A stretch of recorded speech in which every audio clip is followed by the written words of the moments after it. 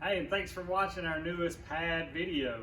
So today we're making a video for our client. It's a 1998 Mercedes SL500. It was brought in for two reasons. Engine oil leak, slow drip on the driveway. As a matter of fact, you can see there's a drip right there. And also air conditioning not cooling. Now this is a car that's not driven very often, not their prime source of transportation. So it makes sense that as it sits, things are going to happen. So, if you will, pan in over here, we'll just kind of show you the saturation as a whole under this engine. You can see the engine oil pan saturated, the cross members saturated, bell housing for the transmission, and so on. So what we have noticed is the vehicle has multiple leaks, engine oil leaks, but here's one right here where the engine oil filter adapter or oil filter housing fastens to the side of the engine block. That's going to be one. The engine oil pan is another. Looks like where it meets the pan, upper pan meets the engine block right here, as well as where the lower pan meets the upper portion of the pan right here on that seam. Not very uncommon. If we look right here on the front, there's a crankshaft pulley. You can see right through there where we've got maybe some oil, residual oil coming from the front crankshaft seal. Front crankshaft seal causing that oil to run down there. So we have a lot of oil over here. I think this will be the worst of it.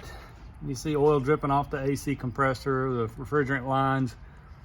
Well, we'll show you once we get the car down from the top. It's a little easier to see, but there's a lot of oil dripping down from up there around the power steering pump.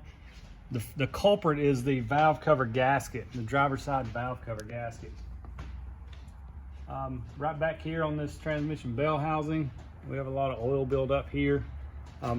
I can see between the transmission right up here in this flywheel or flex plate area, I can see where oil's dripping down from inside of there. So we need to address that as well. But let's get this car down on the ground and we'll show you where the valve cover gasket is leaking.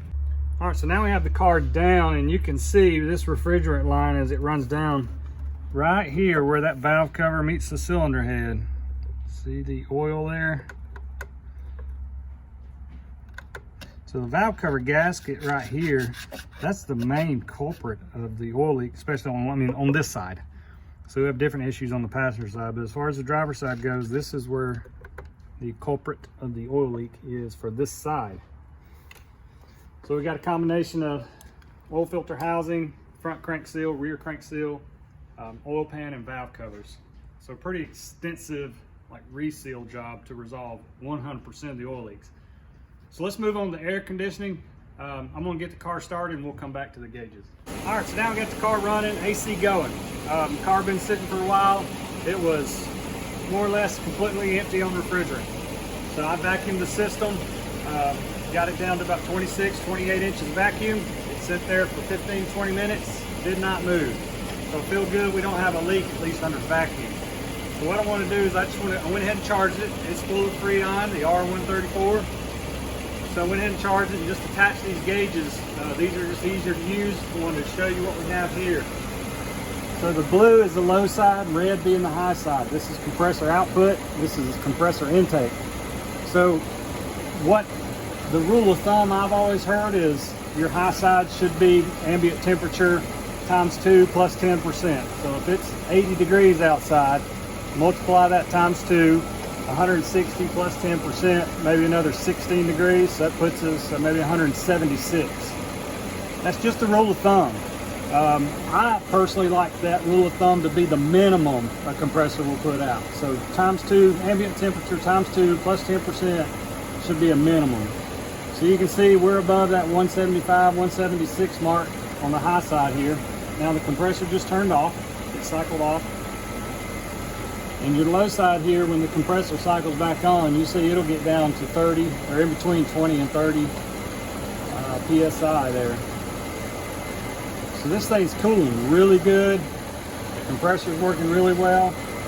I want to bring you around to the side of the car where we have a temperature probe. So here's our temperature probe. It has an external temp probe that runs to the center vent inside the car. All right, I just shoved it into the center vent. Now this same tool has an internal probe that's more or less telling me ambient temperatures, all right, or temperatures outside the car. So you can see right here, this is the current temperature outside of the car, 79.5 degrees. We're in North Georgia and it is mid-April. So that makes sense. 80 degrees times 2 plus 10%. We want to be at 176 minimum. So now the internal or the exterior probe in the center vents, that's the temperature it's reading, 43 degrees Fahrenheit. So what's our delta, or what's our differential temperature between the two? So we're cooling 37 degrees. From the air that AC system's taking in to the air it's putting out, it's cooling that air 37, 36, 37 degrees. That's a fantastic number, especially in 80 degree heat. And when you can get the internal temps down to in the low 40s. So anyway, we're going to shut it off. We're going to take our little refrigerant sniffer tool. We're going to go around all the lines, make sure we don't have any leaks. I didn't see any signs of residual refrigerant oil on any of the hoses prior to starting all this. So anyway, I hope this video was helpful for you. I hope the video was helpful for our client. And thank you guys so much for subscribing to the pad videos, and we appreciate all that. And go check out some of our other YouTube videos. Some of those things are really blowing up, so we appreciate your support. See you next one.